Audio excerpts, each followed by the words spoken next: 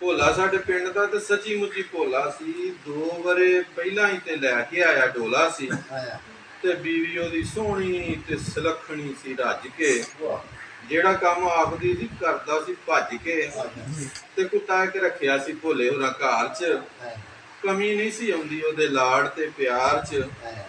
ਇੱਕ ਦਿਨ ਘੋਰੇ ਕਾਹਦਾ ਗੁੱਸਾ ਉਹਨੂੰ ਚੜਿਆ, ਤੋੜ ਕੇ ਉਹ ਸੰਗਲੀ ਤੇ ਵਿਹੜੇ ਆਣ ਵੜਿਆ।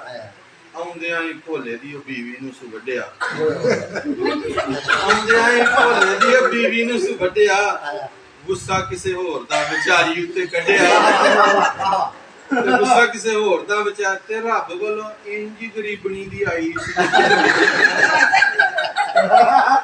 ਰੱਬ ਵੱਲੋਂ ਇੰਜ ਗਰੀਬਣੀ ਦੀ ਆਈ ਸੀ। ਮਿੰਟਾਂ 'ਚ ਪਿੰਡ ਵਿੱਚ ਪੈ ਗਈ ਦੁਹਾਈ ਸੀ ਤੇ ਸ਼ਾਮ ਤੋਂ ਵੀ ਪਹਿਲਾਂ ਉਹਨੂੰ ਜਾ ਦਫਨਾਇਆ ਸੀ। ਸਾਰਾ ਪਿੰਡ ਉਸ ਦੇ ਜਨਾਜ਼ੇ ਉੱਤੇ ਆਇਆ ਸੀ ਤੇ ਵੇਲੇ ਜਦੋਂ ਹੋਏ ਲੋਕੀ ਉਹਨੂੰ ਦਫਨਾ ਕੇ ਪੁੱਛਦੇ ਨੇ ਭੋਲੇ ਨੂੰ ਇਹ ਬੁੜੀ ਉੱਤੇ ਆ ਕੇ, ਕੀ ਹੋਇਆ ਭੋਲਿਆ, ਇਹ ਨੇਰ ਕਿਵੇਂ ਝੁੱਲਿਆ, ਸਮਝ ਨਹੀਂ ਆਉਂਦੀ ਤੇਰਾ ਕੁੱਤਾ ਕਿਵੇਂ ਖੁੱਲਿਆ। ਤੇ ਆ ਗਿਆ ਸੀ ਪਿੰਡ ਸਾਰਾ ਇਕੱਠਾ ਅੱਜ ਹੋ ਕੇ। ਭੋਲਾ ਹੀ ਉਹ ਸਾਰਿਆਂ ਨੂੰ ਦੱਸੇ ਰੋ ਰੋ ਕੇ, ਇਹ ਰੱਬ ਦੀ ਰਜ਼ਾ ਹੈ ਜੀ, ਕੀ ਹੋ ਸਕਦਾ।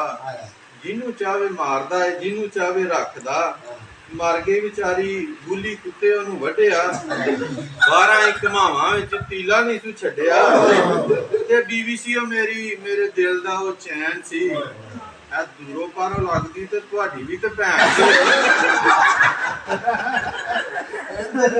ਬੀਵੀ ਸੀ ਉਹ ਮੇਰੀ, ਮੇਰੇ ਦਿਲ ਦਾ ਉਹ ਚੈਨ ਸੀ।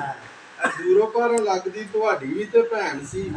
ਸੁਣ ਕੇ ਗੱਲ ਉਹਦੀ ਕੰਨ 'ਚ ਮੈਂ ਬੋਲਿਆ, ਨੇੜੇ ਹੋ ਕੇ ਦਿਲ ਦਾ ਮੈਂ ਰਾਜ਼ ਇੰਜ ਖੋਲਿਆ। ਥੋੜਾ ਤੇ ਸਕੂਨ ਸਰਕਾਰ ਮੈਨੂੰ ਦੇ ਦਿਓ, ਆਪਣਾ ਇਹ ਕੁੱਤਾ ਤੇ ਉਧਾਰ ਮੈਨੂੰ ਦੇ ਦਿਓ।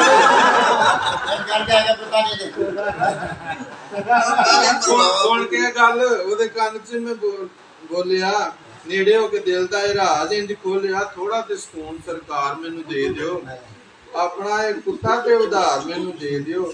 ਕਹਿਣ ਲੱਗਾ ਗੁੱਸੇ ਨਾਲ ਥੋੜਾ ਪਿੱਛੇ ਹਟ ਕੇ, ਨੱਕ ਮੂੰਹ ਚਾੜ ਕੇ ਤੇ ਭੂਰੀ ਸ਼ੂਰੀ ਵੱਟ ਕੇ, ਤੂੰ ਕੀ ਜਾਣਿਆ, ਇਹ ਥੋੜੀ ਬਹਿਣ ਆਏ ਨੇ ਦੋਸਤ ਆਏ ਸਾਰੇ ਲੋਕ ਕੁੱਤਾ ਲੈਣ।